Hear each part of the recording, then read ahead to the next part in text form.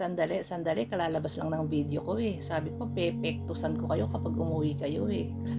Kalalabas lang po ng video ko today. Kasi sabi nga ng mga DDS-INC, wala daw uwian. So naglabas ako ng video ngayon. Pepektusan ko sila sa ngala-ngala kapag umuwi sila. Second day pa lang, ito po ang nakita ko sa news. Second day, ano po nangyari? Nakapag-isip-isip ba ang mga INC? Si Baclo siya nag-aaya pa, labas na daw tayo, pero siya hindi siya makalabas. Pinapupunta niya yung mga tao, pero siya hindi makapunta. Parang yung mga leader ng INC, tsaka yung mga organizer. Baka nakaisip na yung mga miyembro ng INC na teka, isinugan nyo kami sa init at ulan eh. Nasaan yung mga organizer? Nasaan yung mga leader ng INC? Nandun, nagpapa-interview, ang puti-puti, ang kinis-kinis, ang sarap ng buhay, naka-AC, sagana. Nasaan na yung mga organizer? Di ba? Naka-hotel, sarap kain, naka-AC, ang ganda ng room, overnight. Nasaan na yung mga leader? Diba? Naka-monitor lang sila sa TV habang yung mga regular members, yung mga ordinaryong miyembro ng INC, nandun sa kalsada nakabilad. Umuulan, umaaraw, nagugutom, mayroon lang palugaw si matandang Chavit Singson, di ba? May mga nagbida-bida, nagpunta si Alan, si Panot, tsaka si Babalina. Doon lang nagpakita lang para magbida-bida. Tapos layas na kasi mainit tsaka umuulan. Bakit naman sila tatambay doon? Siyempre, ang isusugan nila dyan na parang mga kalabaw, yung mga ordinaryong mahihirap na miyembro ng INC. Baka nakapag-isip-isip ang mga miyembro. Teka, layas na tayo, nagkaka-onsihan dito eh.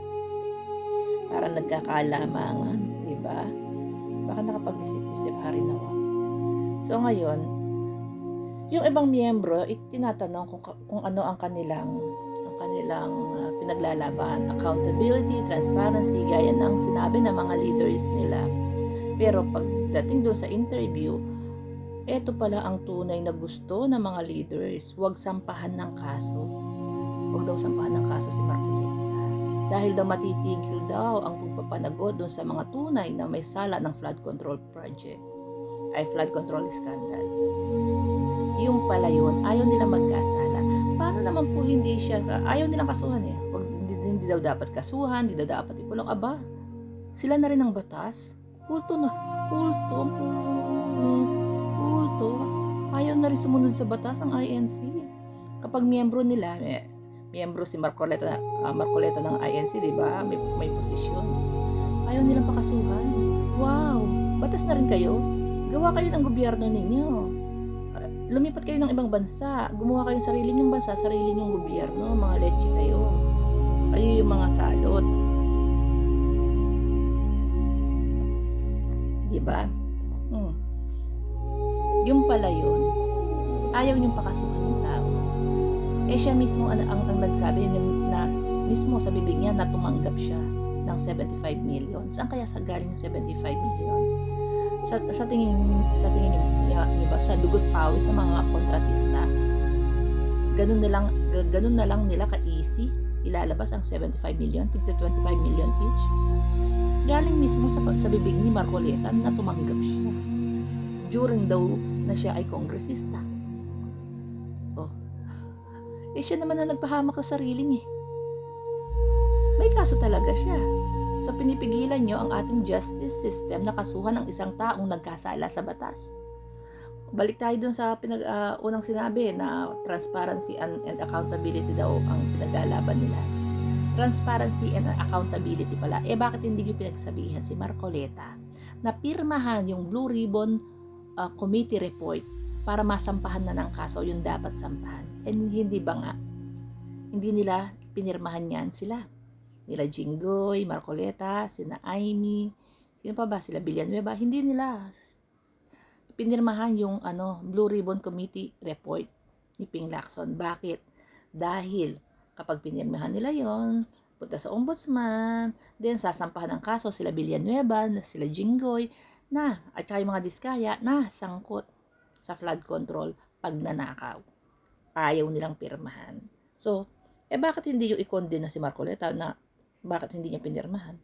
Ngayon gusto niyo wag kasuhan na mismong sa sarili niyang bibig lumabas na tumanggap siya ng 75 million.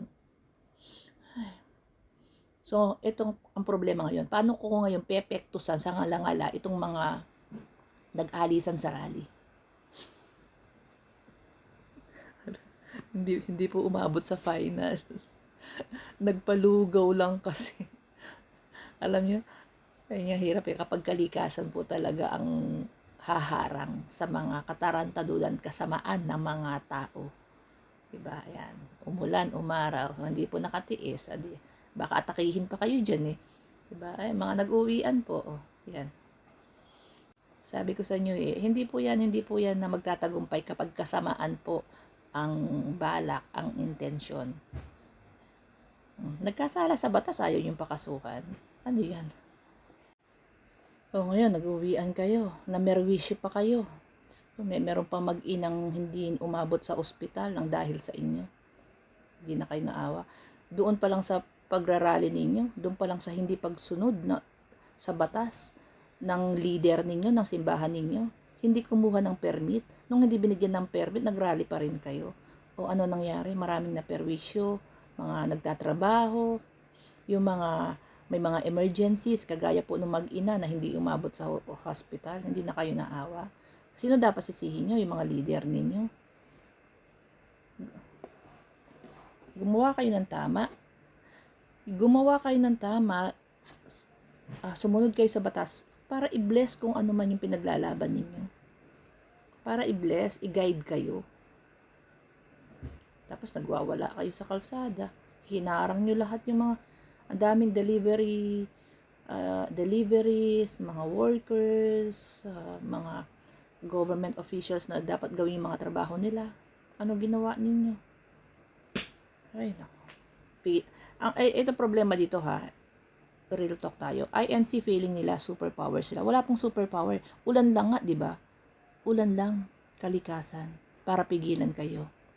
Di ba? Hindi kayo superpower. Walang superpower sa mas mataas sa atin. Sa mas mataas. Pinakamataas. Makapangyarihan. Tandaan nyo yan.